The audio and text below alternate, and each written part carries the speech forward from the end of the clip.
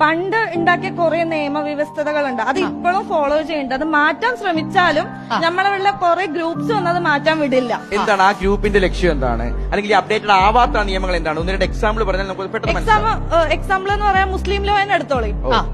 Change വന്നിട്ടില്ല. പല വിധമായ ചേഞ്ചസ് കൊണ്ടുവരാൻ നോക്കിക്കഴിഞ്ഞാലും വിടില്ല.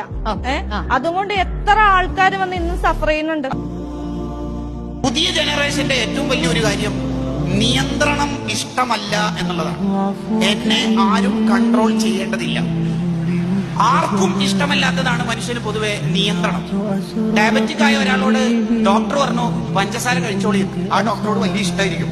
കാരണം നിയന്ത്രണം ഒഴിവാക്കി തരുന്ന ഒരാളെ എങ്ങനെ ഇഷ്ടപ്പെടാതിരിക്കുക?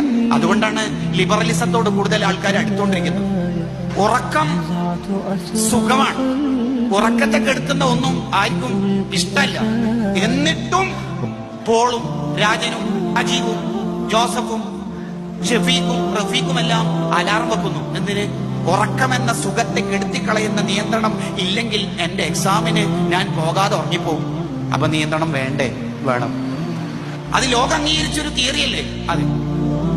അപ്പൊ നിയന്ത്രണം വേണ്ട എന്ന് പറയുന്നത് ലിബറലിസ്റ്റുകാരാണ്. എല്ലാം വലിച്ചെറിഞ്ഞ് സുഖിക്കുക, ആസ്വദിക്കുക, എന്നിട്ട് മൃഗത്തിലേക്ക് അധപ്പതിക്കുക. അതാണ് നടന്നുകൊണ്ടിരിക്കുന്നത്. ലൈഫ് ഫോർ എൻജോയ്, അടിച്ചു